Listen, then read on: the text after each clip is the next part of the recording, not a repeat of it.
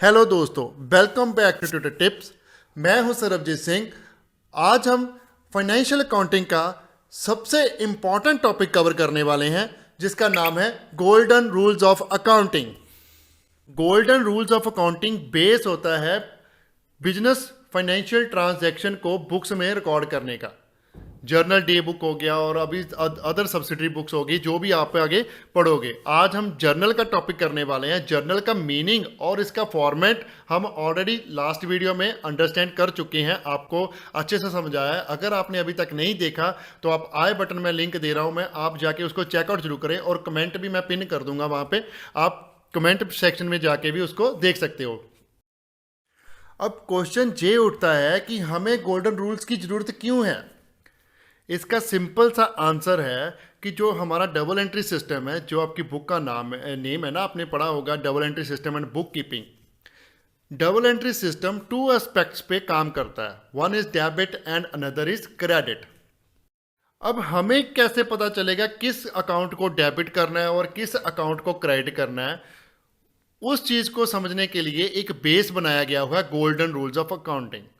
वो golden rules of accounting हमें बताता है कि आपने डबल एंट्री सिस्टम की रिकॉर्डिंग में किस चीज़ को डेबिट करना है और किस चीज़ को क्रेडिट करना है एक सिंगल पर्टिकुलर ट्रांजैक्शन में। वो गाइडलाइन देता है, इसलिए हमें ज़रूरत होती है गोल्डन रूल्स ऑफ अकाउंटिंग की। आगे हम थोड़ा सा डेबिट और क्रेडिट का मीनिंग भी देख लेते हैं। वैसे तो डेबिट और क्रेडिट का कोई मीनिंग नहीं है, जो एक एस्पेक्ट्स हैं, लेकिन हम उसको थोड़ा सा ब्रीफ करते हैं आपको, ताकि आपको कुछ पता चल सके। जैसे कि सिंपल लैंग्वेज में मैं कह सकता हूँ, डेबिट करना मीन्स ऐड करना अमाउंट ऑफ कैश और फंड्स, मतलब फंड्स और कैश को ऐड करना एक्सपेंसिव और एसेट्स अकाउंट्स में, और सब्ट्रैक्ट करना ऑनर्स, इक्विटी, लायबिलिटी और इनकम अकाउंट से। के ओपोजिट है क्रेडिट का मीनिंग। क्रेडिट का मीनिंग क्या होता है? ऐड करना कैश और फंड्स को ऑनर, इक्विटी, लायबिलिटी और इनकम अकाउंट्स में, एंड सब्ट्रैक्ट करना एसेट्स और एक्सपेंसिव अकाउंट से। दोनों ही एक दूसरे के ओपोजिट है, जो दोनों ही साथ चलेंगे। दोनों का टोटल ऑलवेज इक्वल रहेगा जर्नल में, आप जब भी लगाओगे। ठीक है, अब हम एक एग्जाम्पल लेते हैं, एग्जाम्पल से समझने की कोशिश करते हैं गोल्डन रूल ऑफ अकाउंटिंग को आगे। जैसे हमारे पास दो बंदे ले लेते हैं हम, एक लेते हैं मिस्टर ए और सेकंड ले लेते हैं mister B. Mister A goods खरीद रहा है मिस्टर बी से। मिस्टर ए के पास क्या आ रहा है? गुड्स आ रही हैं। और मिस्टर बी के पास फिर क्या आ गया? कैश, क्योंकि मिस्टर ए मिस्टर बी को क्या देगा? कैश। तो मिस्टर ए के पास गुड्स आ गई और मिस्टर बी के पास कैश आ गया। जो आप में आपस में चेंज होगी, इसमें दो अकाउंट इन्वॉल्व हो गए, क्योंकि एवरी बिजनेस ट्रांजैक्शन में डबल एंट्री सिस्टम के अकॉर्डिंग टू अकाउंट इन्वॉल्व होंगे ही, मिनिमम 2 अकाउंट इन्वॉल्व होंगे।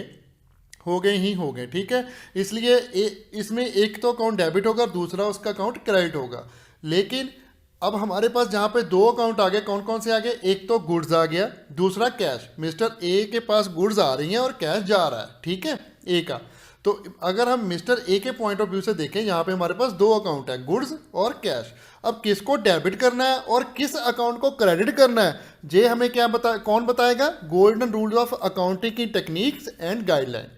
Golden rules of accounting technique guideline हमें ये बताएंगे कि किस अकाउंट को डेबिट करें, गुड्स को डेबिट करें या फिर कैश को डेबिट करें, और गुड्स को क्रेडिट करें या फिर कैश को क्रेडिट करें। ठीक है, इस टेक्निक को समझेंगे तो ही हमें जर्नल एंट्री फॉर्म करनी आएगी, रिकॉर्ड करनी आएगी कि कैसे हम डेबिट क्रेडिट करेंगे। ओके, तो गोल्डन रूल्स ऑफ अकाउंटिंग को समझने के लिए सबसे पहले तो हमें टाइप्स ऑफ अकाउंट समझने पड़ेंगे according to golden rules of accounting. पहला है रियल अकाउंट, दूसरा है पर्सनल अकाउंट, तीसरा है नॉमिनल अकाउंट्स। अब हम इन तीनों का मीनिंग समझेंगे विद एग्जाम्पल। ठीक है, रियल अकाउंट बिजनेस के सभी एसेट से रिलेटेड होता है। ठीक है, अगर कोई भी एसेट आ रहा है, जा रहा है, उसको अगर रिकॉर्ड करना है, कोई भी रूल हमने इंप्लीमेंट करना है, तो उस पर गोल्डन रूल का रियल अकाउंट इंप्लीमेंट होगा, तभी आप उसको रिकॉर्ड कर पाओगे जर्नल में। रियल अकाउंट एसेट्स पे इंप्लीमेंट होगा। सो एसेट्स क्या होते हैं, आपको सबसे पहले ये पता होना चाहिए। मैं बिजनेस की टर्मिनोलॉजी की वीडियो ऑलरेडी डाल चुका हूँ, उसका लिंक मैं आई बटन में दे रहा हूँ, अगर आपको एसेट्स का मीनिंग अभी तक नहीं क्लियर। जहाँ पर मैं थोड़ा सा बता देता हूँ, कोई भी वैल्यूएबल थिंग जो बिजनेस ऑन करता है, जिससे फ्यूचर में बेनिफिट प्राप्त करना होता है बिजनेस ने, उसको हम एसेट्स बोलते हैं। ठीक है, इन शॉर्ट। अगर आप अच्छे से समझना चाहते हो तो आई बटन में मैं वीडियो दे रहा हूँ लिंक, उसमें से आप चेक कर सकते हो। ठीक है, क्योंकि एसेट का मीनिंग क्लियर होगा ही तभी आपको पता चलेगा ना बिजनेस ट्रांजैक्शन में कौन सी चीज़ एसेट्स है और कौन सी चीज़ लाइबिलिटी है, या फिर पर्सन है, या कुछ भी है। ठीक है, अगर आपको टर्म्स का मीनिंग क्लियर होगा तो आप अंडरस्टैंड कर लोगे बिजनेस ट्रांजैक्शन को रीड करके कि इसमें क्या कौन सी चीज़ इन्वॉल्व है और कौन सा रूल आप उस पर इम्प्लीमेंट करोगे। ठीक है, अगर कोई भी एसेट्स आता है, एसेट का ट्रांजैक्शन होता है बिजनेस में, तो एसेट्स पर रोल कौन सा लगता है? Real account. जैसे मैं एग्जांपल के लिए आपको थोड़े से नेम बता देता हूँ एसेट्स के, जैसे आपको अंडरस्टैंड हो जाएगा, जिसकी हेल्प से आपको मीनिंग भी थोड़ा सा जैसे लैंड एंड बिल्डिंग होगी, फर्नीचर हो गया हमारा, व्हीकल्स हो गए, ट्रेडमार्क्स हो गए, मशीनरी होगी, कैश हो गया, और कॉपीराइट्स वगैरह हो गए। ठीक है, जैसे हमारे पास अभी नेक्स्ट टाइप ऑफ अकाउंट्स है पर्सनल अकाउंट्स।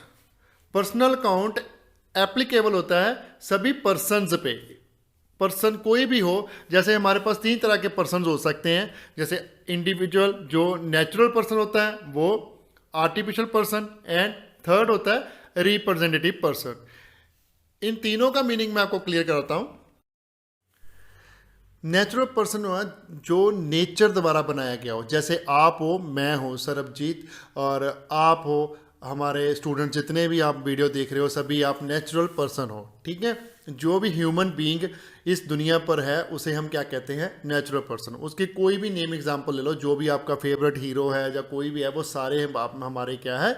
नेचुरल पर्सन है। आप हमारे जो भी आपके फ्रेंड्स हैं उनके नेम ले लो, जैसे राम, श्याम, गीता, मीता, सीता, ठीक है, रीत, प्रीत, मतलब जो भी नाम आपके दिमाग में आ रहा है वो सारे के सारे क्या है? Natural person.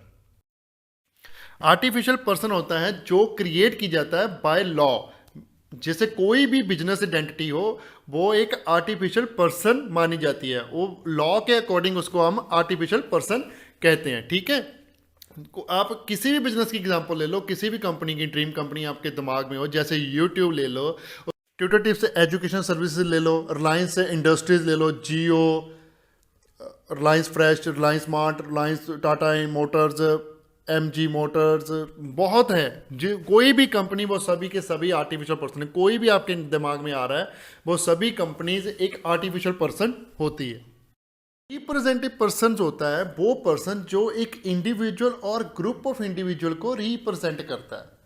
मीन्स एक ह्यूमन बीइंग्स के ग्रुप को, या फिर ह्यूमन बीइंग को ही वो रिप्रेजेंट करता है कि हाँ भी ये पर्सन का ग्रुप है।